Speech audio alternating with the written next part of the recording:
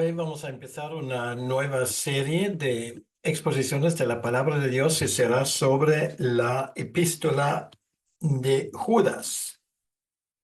La epístola de Judas es una de las epístolas menos desconocidas y seguramente también menos predicadas del Nuevo Testamento. Muchas personas no serían capaces de decir de forma breve y concisa cuál es el contenido de la carta. Por lo tanto, me alegro sumamente que entre hoy y la próxima vez vamos a poder, si el Señor lo permite, hacer esa exposición de la epístola de Judas. Si alguien se pregunta dónde encontrarla, bueno, está en el Nuevo Testamento justo antes del libro de Apocalipsis. Entonces, el título de este primer mensaje podría ser el Evangelio según Judas y como subtítulo podríamos tomar No todo lo que reluce es oro. El Evangelio según Judas quiere decir que Judas nos insta a luchar por este Evangelio que de una vez y para siempre fue entregado a los creyentes. Y luchas había en su tiempo y luchas las hay hasta el día de hoy en estos 2000 años que llevamos con la predicación con el Evangelio. Bueno, llamarlo libro bíblico tal vez es casi una exageración, es un librito, más bien es una carta breve y a pesar de su contenido reducido, realmente es sorprendido en cuanto a la riqueza de detalles que contiene. Es muy condensado, muy conciso y esto no es un decir. Realmente podría haber dedicado una serie tal vez más larga sobre ese tema, pero tampoco quería exagerar. Realmente el contenido que Judas menciona en esa carta es un contenido variopinto y creo que hasta el día de hoy no ha perdido nada de su importancia. Ahora, la primera pregunta que nos hacemos es ¿quién es Judas? Y antes de entrar en ese tema, hablando un poco del autor, me gustaría simplemente leer los versículos a donde pienso llegar hoy, que son los versículos 1 al 11. Entonces vamos a leer Judas, los versículos 1 al 11, y dice así la palabra de Dios. Judas, siervo de Jesucristo y hermano de Jacobo, a los llamados, santificados en Dios Padre y guardados en Jesucristo. Misericordia y paz y amor os sean multiplicados. Amados, por la gran solicitud que tenía de escribiros acerca de nuestra común salvación, me ha sido necesario escribiros exhortándoos que contendáis ardientemente por la fe que ha sido una vez dada a los santos. Porque algunos hombres han entrado encubiertamente, los que desde antes habían sido destinados para esta condenación, hombres impíos que convierten en libertinaje la gracia de nuestro Dios y niegan a Dios, el único soberano, y a nuestro Señor Jesucristo. Mas quiero recordaros, ya que una vez lo habéis sabido, que el Señor, habiendo salvado al pueblo, sacándolo de Egipto, después destruyó a los que no creyeron y a los ángeles que no guardaron su dignidad, sino que abandonaron su propia morada, los ha guardado bajo oscuridad en prisiones eternas para el juicio del gran día. Como Sodoma y Gomorra y las ciudades vecinas, las cuales, de la misma manera que aquellos, habiendo fornicado, e ido en pos de vicios contra naturaleza, fueron puestas, por ejemplo, sufriendo el castigo del fuego eterno. No obstante, de la misma manera, también estos soñadores mancillan la carne, rechazan la autoridad y blasfeman de las potestades superiores. Pero cuando el arcángel Miguel contendía con el diablo, disputando con él por el cuerpo de Moisés, no se atrevió a proferir juicio de maldición contra él, sino que dijo: el Señor te reprenda. Pero estos blasfeman de cuantas cosas no conocen, y en las que por naturaleza conocen, se corrompen como animales irracionales.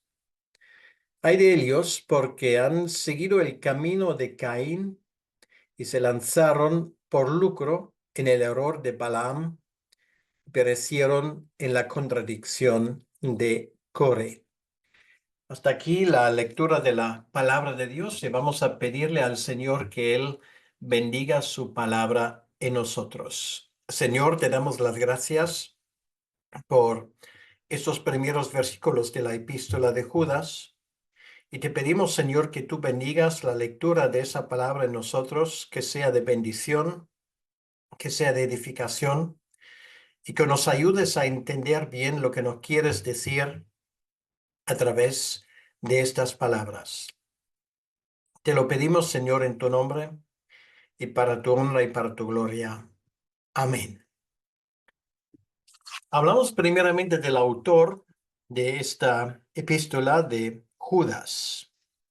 Hay por lo menos 8 personajes en el Nuevo Testamento que tienen por lo menos por parte de su nombre Judas.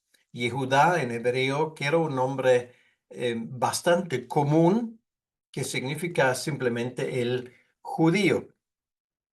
Aquí nos ayuda lo que Judas escribe cuando él se llama en el versículo 1 el hermano de Jacobo. El único que entra allí en esa posibilidad es Jacobo, el líder de la iglesia de Jerusalén, el que es mencionado en el libro de los Hechos, capítulo 12, versículo 17. Voy a citar esto, Hechos capítulo 12 y el versículo 17, donde dice, em, cuando Pedro sale de la cárcel, dice: haced saber esto a Jacobo y a los hermanos. Y salió y se fue a otro lugar. Entonces, Jacobo también es mencionado un poco más tarde en el así llamado Concilio de Jerusalén, en el capítulo 15, donde él, sin ser el líder por antonomasia de la iglesia de Jerusalén, pero obviamente es un personaje muy respetado, un personaje que se puede considerar como una autoridad espiritual de la primera iglesia allí.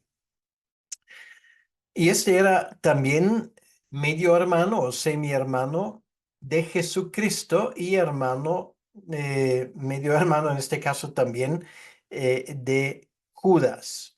Entonces, para aclarar esto, vamos a ir al Evangelio de Mateo, al capítulo 13, y ahí pone en el versículo 55 lo siguiente. Hablando de Jesucristo, la gente de Nazaret dijo: ¿no es este el hijo del carpintero? ¿No se llama su madre María y sus hermanos Jacobo, José, Simón y Judas? Bien, entonces si esto va por orden cronológico, pues Jacobo sería el segundo que nació en la familia y Judas el más pequeño. Entonces, una familia con 5 varones y, por cierto, dicho sea de paso, en el versículo 56 aprendimos que por lo menos también tenían 2 hermanas, porque la palabra hermana sale allí en el plural. Es interesante si seguimos un poco con la biografía de este Judas. nos damos cuenta de que aunque finalmente él mismo escribiría una carta a un grupo de creyentes, pero no siempre ha sido un hombre tan convencido de la veracidad del mensaje de su semi-hermano Jesucristo. Por ejemplo, en una ocasión cuando su familia le va a buscarle, quiere decir su madre María y sus hermanos, dice en Marcos 3, versículo 21, cuando lo oyeron los suyos, vinieron para prenderle, porque decían, está fuera de sí. En otras palabras, lo que su familia había entendido es que Jesucristo estaba loco, se había vuelto loco, y él estaba entre ellos. Si vamos al Nuevo Testamento de nuevo, vamos a quedarnos al Nuevo Testamento y vamos a ir al Evangelio de Juan. Aquí dice en el versículo 5 muy claramente lo siguiente. Esto habla de la disposición espiritual de los hermanos de Jesucristo. Dice, porque ni aun sus hermanos creían en él. Quiere decir, en ese momento, tanto Judas y los demás, los otros cuatro, entre ellos también Santiago, Jacobo, em, eh, creyeron que su propio hermano se había vuelto loco y que realmente no era necesario tomar en cuenta las cosas que él dijo y enseñaba. Y si vamos a una epístola que es Primera de Corintios, al capítulo 15, el versículo 7, allí escribe el apóstol Pablo lo siguiente, Primera de Corintios, capítulo 15, y el versículo 7 dice, después apareció a Jacobo, que es este Jacobo, medio hermano de Jesucristo, después a todos los apóstoles. Entonces quiere decir que aquí dice que su hermano Jacobo, que luego llegó a ser líder de la iglesia en Jerusalén, es testigo de la resurrección de Jesucristo y posiblemente, aunque la Biblia no lo dice explícitamente, esto puede haber sido el punto de inflexión. Quiere decir, a partir de ese momento parece que su familia, en ese caso los hermanos, llegaron a creer en él, porque se daban cuenta, Jacobo aquí es mencionado explícitamente, se daban cuenta de que Jesucristo realmente vive. Y si vamos al libro de los Hechos, a este cuartel general de la iglesia, que era el aposento alto, nos dice en el primer capítulo, en el versículo 14, lo siguiente. Todos estos, quiere decir, de la iglesia en primitiva, los apóstoles, perseveraban unánimes en oración y ruego con las mujeres y con María, la madre de Jesús, y ahora viene, y con sus hermanos, ¿vale? Plural. Quiere decir, allí entran también em, Judas, el autor de nuestra carta, y Jacobo. Entonces nos damos cuenta, aunque el Nuevo Testamento no lo cuenta de forma explícita, que en algún momento, juntamente muy probablemente con su hermano Jacobo y los otros hermanos, Jesucristo se había revelado a su familia y esto para ellos era razón también de depositar su fe en él. Y luego un último versículo que es relevante en cuanto a Judas, lo encontramos en Primera de Corintios, capítulo 9, en el versículo 5.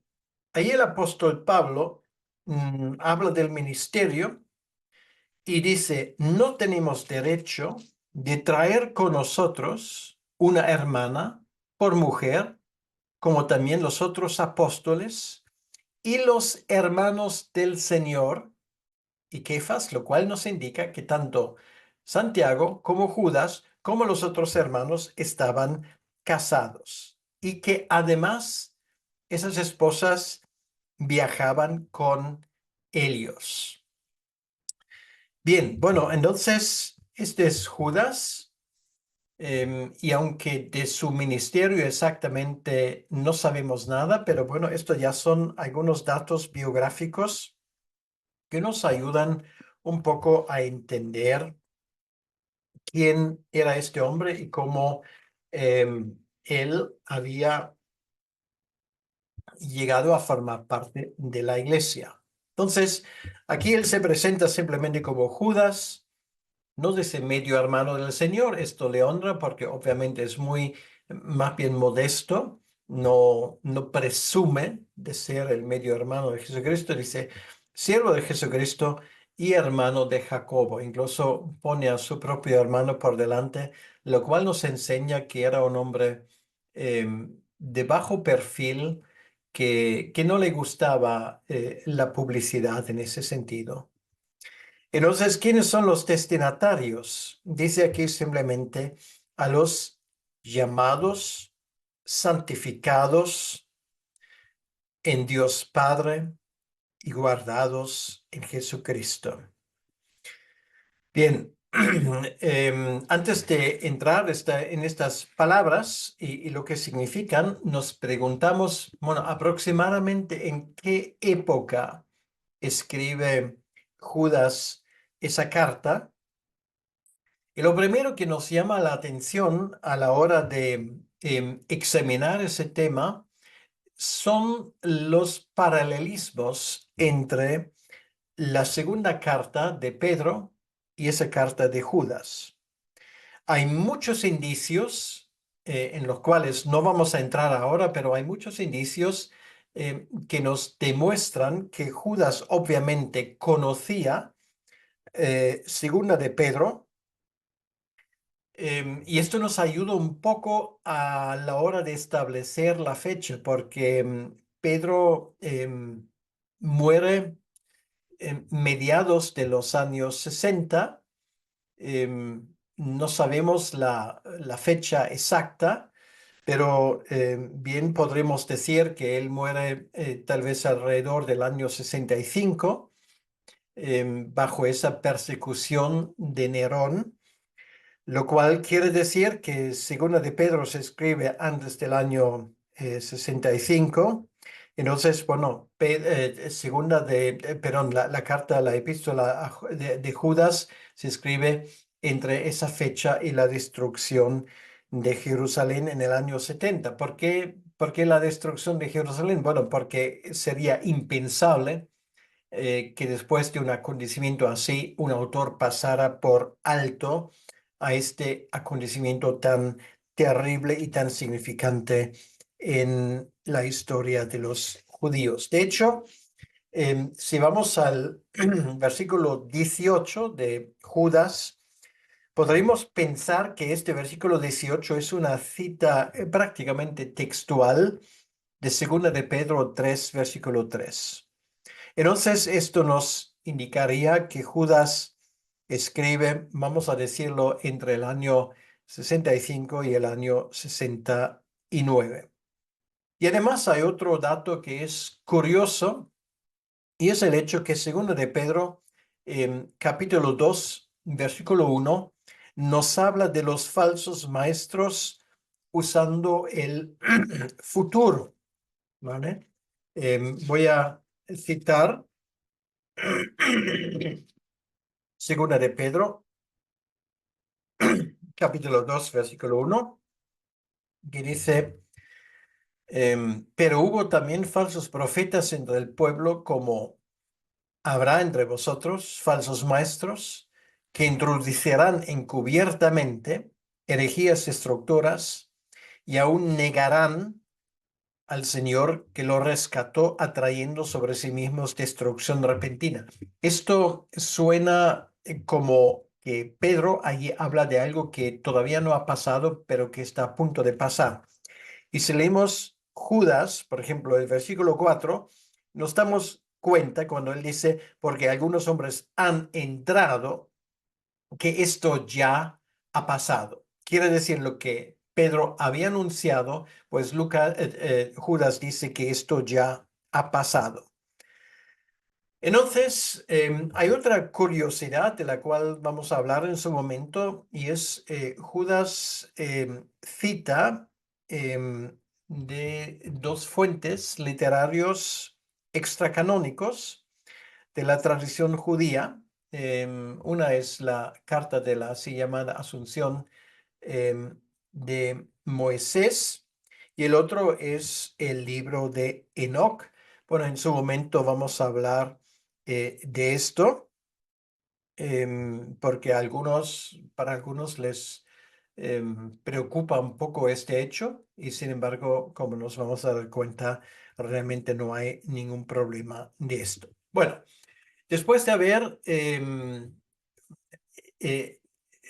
aclarado un poco esas circunstancias que llevaron a Judas de escribir la carta, vamos a volver de nuevo al versículo 1 y hablando de los destinatarios, vamos a hablar un poco de esta característica que Judas hace de los destinatarios de la carta. Cuando dice en la segunda parte del versículo 1, a los llamados, santificados en Dios Padre y guardados en Jesucristo. Entonces, él aquí habla de una triple constelación que es verdad en la vida de cualquier creyente. Todos hemos sido llamados.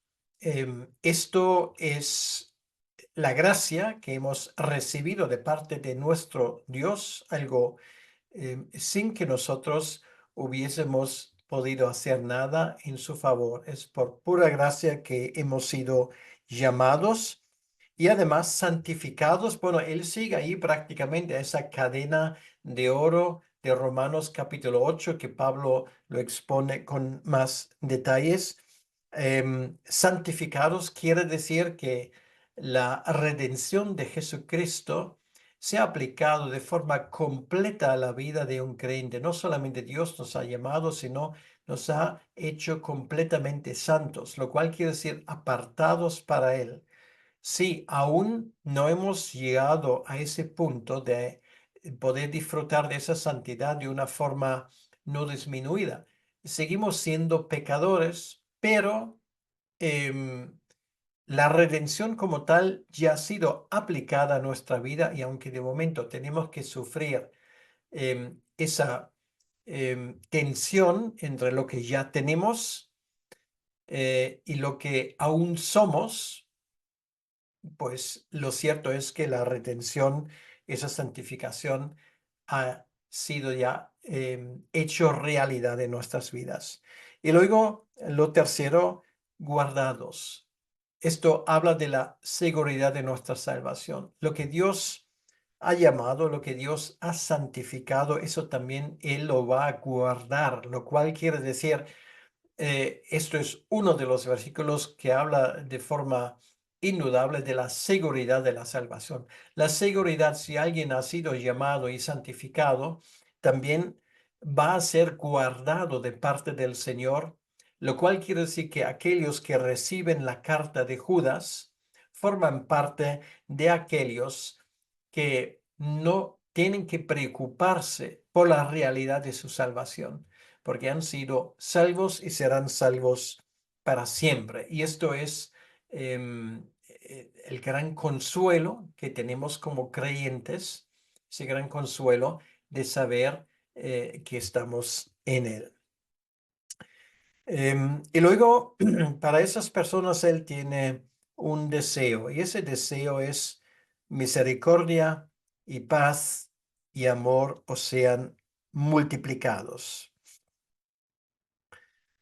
La misericordia que hemos recibido ya de parte del Señor quiere decir que Él nos ha visto en nuestro estado lamentable y nos ha llamado sin que nosotros no hubiésemos podido aportar nada. es el milagro más grande que ha pasado en nuestra vida. Dios desde la eternidad se ha fijado en nosotros y quería tenernos consigo. Esto es el gran milagro de la redención cristiana. Dios se ha fijado en ti y en mí desde la eternidad. Somos personas deseables, no porque haya algo en nosotros que lo merece, sino porque Dios vio en nosotros esa redención ya aplicada de su Hijo que iba a morir en la cruz. Y la otra cosa, esa paz y ese amor que ahora está en nuestras vidas y forma parte de nuestra existencia como creyentes. Bien, esto es la realidad. Quiere decir que en esa introducción Judas habla en muy pocas palabras, pero en palabras muy concisas. Él nos habla de la realidad de nuestra existencia como creyentes. Hay cosas que han pasado en nuestra vida, hay cosas que ya se reflejan en nuestra vida porque son realidades. Nosotros hemos recibido misericordia y también mostramos misericordia para los demás. Nosotros hemos recibido paz y damos esa paz a los demás. Y hemos recibido también ese amor divino y damos este amor divino también para los demás. Y ahora lo que a continuación Judas expone es esa lucha por ese evangelio que ha conseguido esas cosas. Y tenemos que hablar primeramente de esa situación. ¿Qué situación había en aquel entonces? Bueno, la situación era grave porque existió una mezcla entre el evangelio que él acaba de caracterizar, este evangelio de la gracia divina, y una filosofía que se llamaba el gnosticismo, la gnosis, que en aquel momento, en la mitad del primer siglo, se estaba extendiendo en la parte oriental de la cuenca mediterránea con velocidad y eh, está amenazando a la existencia de las iglesias. Amenazaba a la fe cristiana mucho más que la persecución que ya se empezaba a notar, porque amenaza el fundamento. Ninguna persecución consigue lo que, lo que la falsa doctrina puede hacer. Normalmente por medios externos, si la iglesia está amenazada por persecución, esto normalmente repercute en su fortaleza. Pero cuando la iglesia se amenaza por dentro, por falsa doctrina, allí realmente tenemos el auténtico peligro. Originalmente, él tenía ese propósito de escribir sobre esta salvación. Cuando él dice en el versículo 3, amados, por la gran solicitud que tenía de escribiros acerca de nuestra común salvación, me ha sido necesario escribiros exhortándoos que contendáis ardientemente por la fe que ha sido una vez dada a los santos. Quiere decir que él tenía un plan A, y ese plan A es escribir sobre la salvación. Es lo que hizo Pablo, por ejemplo, en su carta a los romanos. De una forma sistemática, él expone lo que es la salvación, lo que es el evangelio, del cual él no se avergüenza. Y Judas quiere hacer algo por el estilo. Quiere exponer, quiere explicar este evangelio de forma positiva. Bueno, esto es menos desagradable, pero que denunciar el error y nos gusta más, pero como él mismo dice, ha cambiado el plan y va a un plan B. Y ese plan B habla de la defensa del evangelio, porque desde el punto de vista de Judas es necesario de defender el evangelio por la urgencia del momento. Y esto le hace cambiar de parecer. Esa fe es el evangelio, y así lo explica en el versículo 3 dice, la fe que ha sido una vez dada a los santos. Aquí no estamos hablando de la fe como medio para conseguir la salvación, sino la fe en el sentido del contenido de lo que creemos, el Evangelio. Lo cual quiere decir que esto tiene que ver con nuestra salvación, con todo lo que creemos, con todo lo que nos ha sido revelado. Y él dice aquí que esa fe, ese Evangelio, nos ha sido entregado o nos ha sido dado a los creyentes como un tesoro, como un regalo. Él escribe en términos que hacen entendernos que este evangelio es lo más precioso que hemos recibido. Por lo tanto, en ese momento concreto de Judas, aunque la soteriología, la doctrina de la salvación, siempre hace falta y siempre nos viene bien, pero él se da cuenta que mientras que prácticamente se está sentando para coger la pluma y el papiro para escribir, se da cuenta, bueno, tal vez será mejor con los tiempos que corren que ahora les anime a defender ese evangelio que han recibido. Ahora, en otras palabras, no nos hace falta soteriología, nos hace falta ahora apologética. Y aquí, cuando dice que contendáis ardientemente por la fe, esa palabra de contender, esto sí que habla de apología. Esto es defender, a veces esto es defender hasta la muerte esa fe que hemos recibido. Esto forma parte de nuestro llamado cristiano. Tenemos que a veces tenemos que contender, tenemos que luchar y luchar a veces hasta nuestro último aliento por este evangelio precioso. Y vivimos en tiempos nosotros ahora donde precisamente esa lucha es una lucha que se ha vuelto muy real para muchos de nosotros. Y esa fe nos ha sido entregada, nos ha sido dado em, bueno, de una vez y para siempre, que no hay otro evangelio, no hay otra forma de expresarlo. Esto es lo que hay que defender, no hay que buscar más cosas, sino todo lo que necesitamos saber, esto es lo que ya hemos recibido. Y esto quiere decir que cuando Judas habla y cuando él escribe su carta, todo indica que prácticamente lo que necesitamos saber de la fe ya ha sido dado, lo cual quiere decir que muy probablemente estamos ya hablando al final de ese proceso de revelación divina donde Él revela proféticamente lo que luego se iba a formar en el Nuevo Testamento, estas 27 cartas.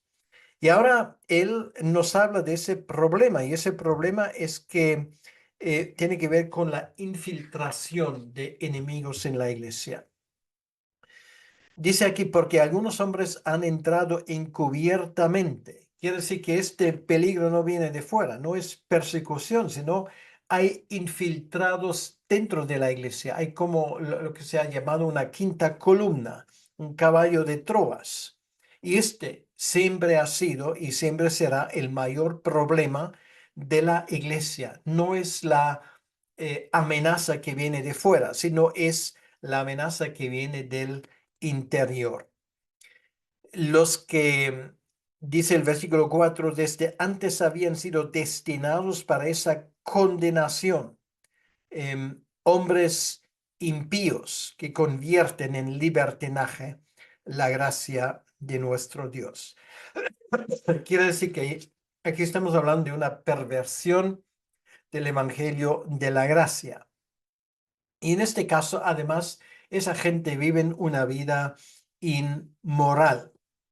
En nuestros tiempos también hay un debate sobre si tú puedes tener a Jesús como Salvador, pero no como Señor. Bueno, ese tipo de debate tan popular en nuestros tiempos es un debate que los apóstoles hubiesen, de hecho, han rechazado con contundencia. Quiere decir, si tú no tienes a Jesucristo como Salvador, tampoco le vas a tener como Señor. Y es imposible tenerle como Salvador, pero no como Señor. O sea, tú no puedes tener una cosa sin la otra. Ese evangelio que dice ese tipo de cosas es el evangelio del marketing, de las mentiras de una vida que solo conoce los placeres personales y que hace las paces con el mundo.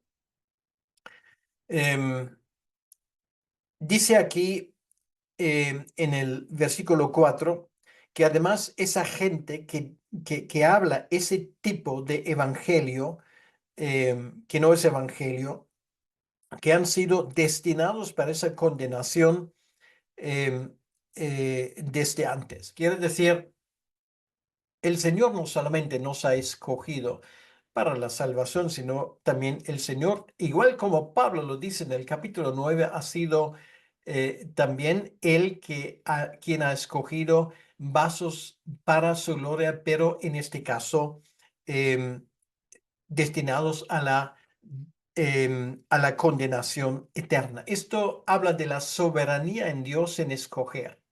Ahora, si esta doctrina nos guste o no nos guste, pues eso es irrelevante. El hecho es que la Biblia lo dice claramente, lo leo de nuevo. Los que desde antes, o sea, desde el inicio, habían sido destinados para esta condenación, ¿vale? Y su característica la tenemos aquí, son personas impíos que entienden que el Evangelio es un medio de ingreso, pero que no tienen ningún tipo de valores éticos, que no están dispuestos a someterse a esta maestría de Jesucristo y a su señorío. Usan la gracia de Dios para seguir adelante y viven como les da la gana y niegan a Dios. De hecho, con esto, que es el único soberano. Bueno, una vez más, esto parece un insulto para nuestra forma de entender nuestra vida, pero Dios es el único soberano realmente. Em, Él tiene todo el poder y a nuestro Señor Jesucristo. Entonces, obviamente lo que espera a esas personas es el juicio divino y aquí em, em, Judas pone tres ejemplos de este juicio divino. El primero es Israel y Egipto, versículo 5. Él recuerda a la gente que le escucha y la pregunta es, ¿quién llevó a los israelitas de Egipto? Pues ha sido el Señor. Y sin embargo, había gente que se rebelaron y murieron. Ese pecado es el pecado de la rebeldía. Dan señales que no creyeron y dan señales precisamente siendo rebeldes. Dice, habiendo salvado al pueblo, sacándolo de Egipto, después destruyó a los que no creyeron. Y había muchos murieron y ellos de esa manera daban señales de su falta de fe y de su falta de obediencia. Estamos cuenta de esto que el hecho de que Judas aquí cita un ejemplo que ocurrió unos 1500 años antes de los acontecimientos del Nuevo Testamento, nos damos cuenta que ese tipo de actitud es una actitud patente.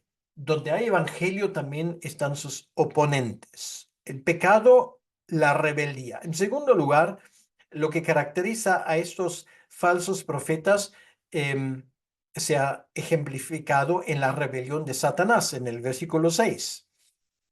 Por supuesto, aunque algunos quieren hacer esa conexión, no tiene absolutamente nada que ver con el capítulo de Génesis 5, perdón, de Génesis 6, porque no hay ningún indicio en el texto que nos indica en esa dirección, sino esto habla de la rebelión de los ángeles contra Dios. Y el primero que se revela es Satanás mismo. Entonces, tenemos un ejemplo de esto en Isaías capítulo 14.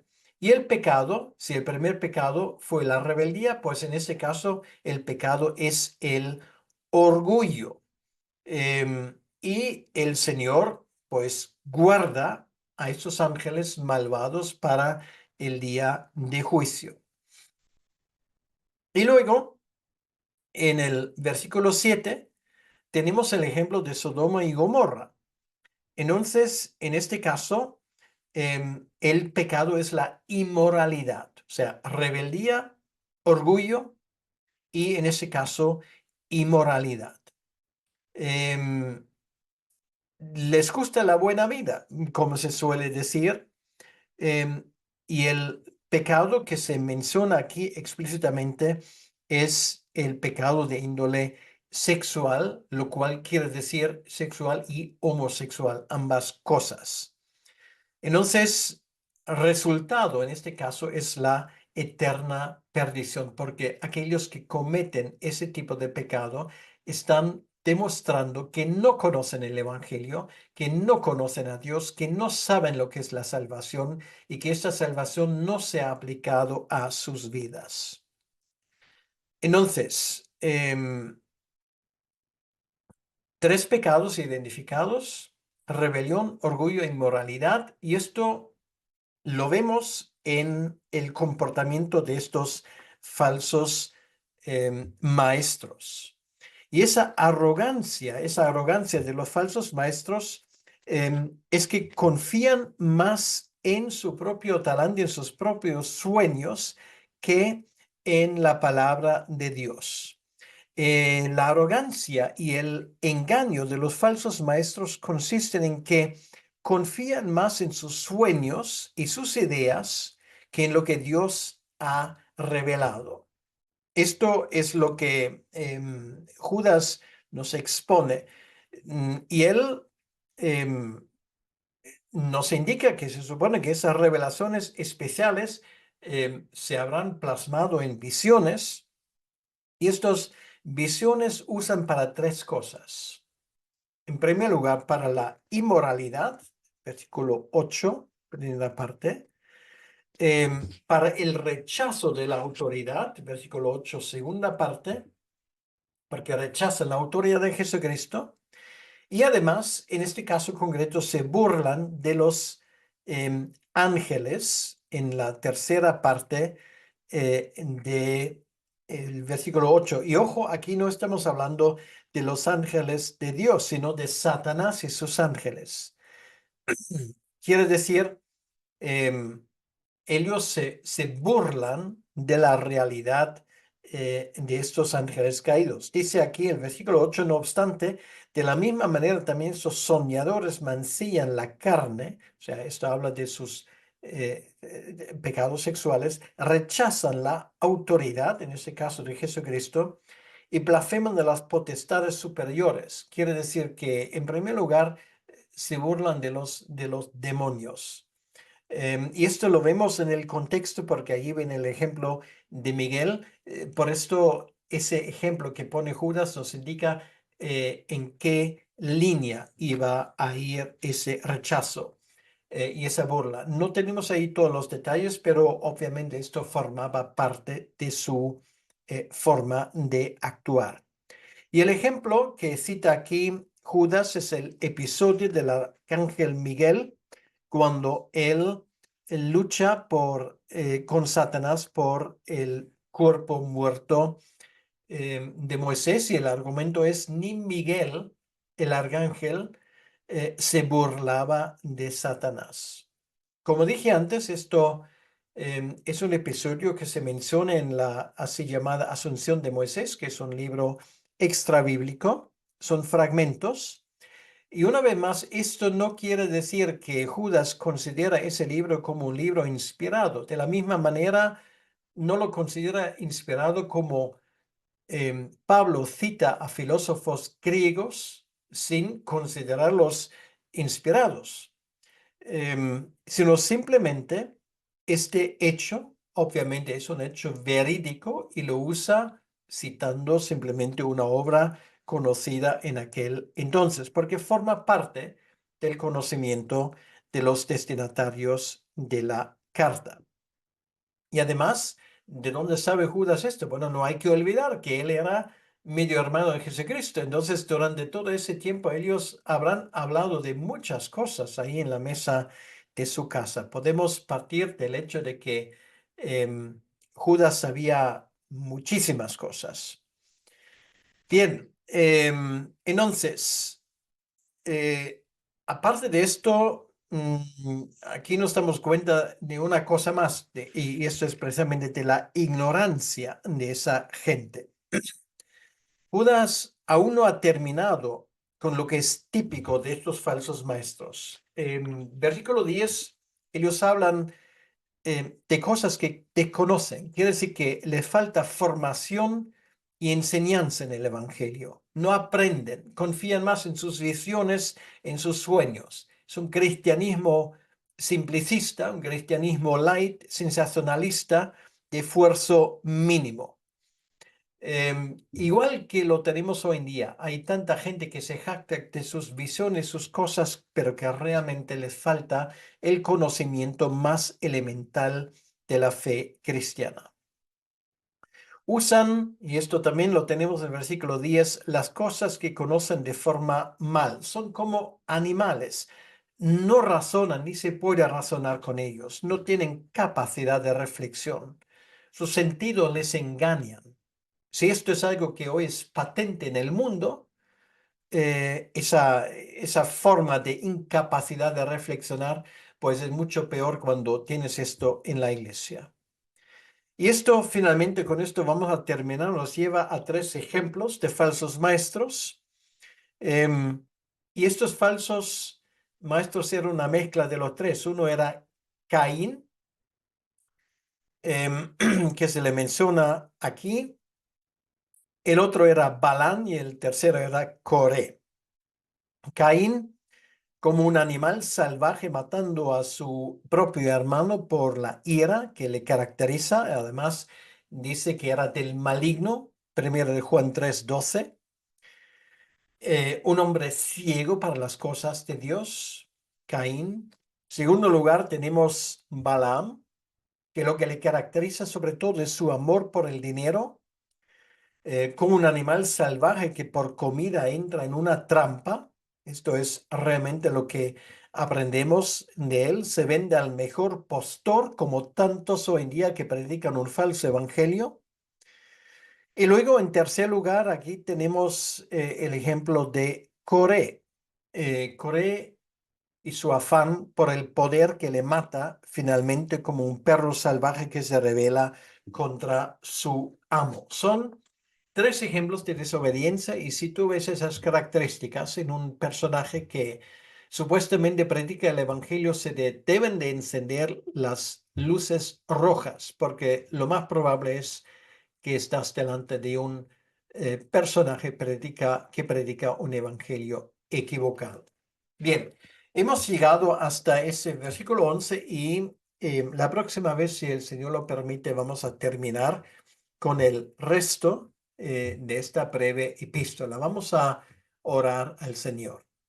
Señor, gracias te damos por lo que hemos aprendido en estos primeros versículos de Judas.